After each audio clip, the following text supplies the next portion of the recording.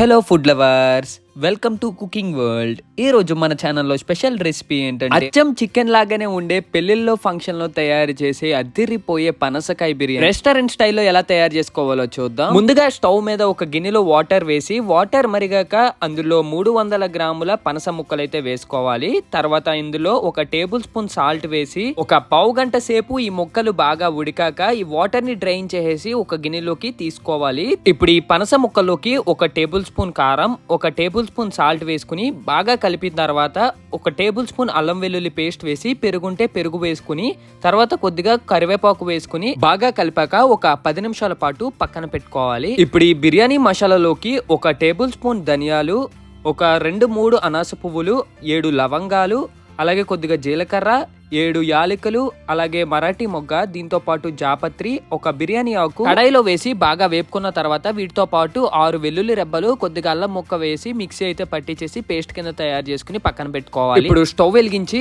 ఒక కూర దాకా పెట్టి 6-7 స్పూన్ల ఆయిల్ వేసి ఆయిల్ వేడెక్కక ముందుగా మనం మ్యారినేట్ చేసి పెట్టుకున్న పనస ముక్కలను అయితే వేసుకోండి. ఈ పనస ముక్కలు వేసిన తర్వాత గరిటెతో అయితే మనం వేపుకున్నప్పుడు ముక్కలు విడకుండా వేపుకోవాలి.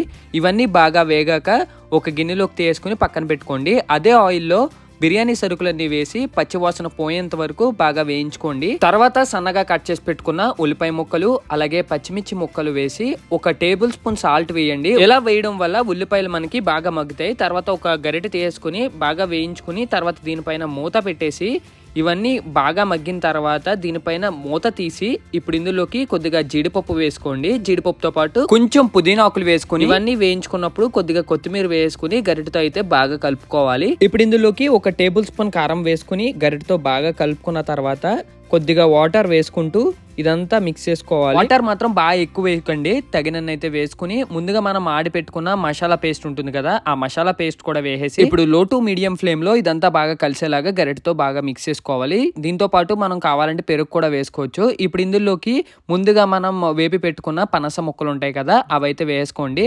ఇప్పుడు ఈ మిక్సర్ లో బాగా కలిసేలాగా కలుపుకుని తర్వాత దీనిపైన మూత పెట్టేసి ఇవన్నీ బాగా ఉడికిన తర్వాత మూత తీసేసి గరిటెతో ఇప్పుడు ముక్కలు విడకుండా కాసేపు మళ్ళా కలిపి తర్వాత ఇందులోకి 1 గంట సేపు నానబెట్టిన బాస్మతి రైస్ అయితే ఈ విధంగా వేసుకోవాలి.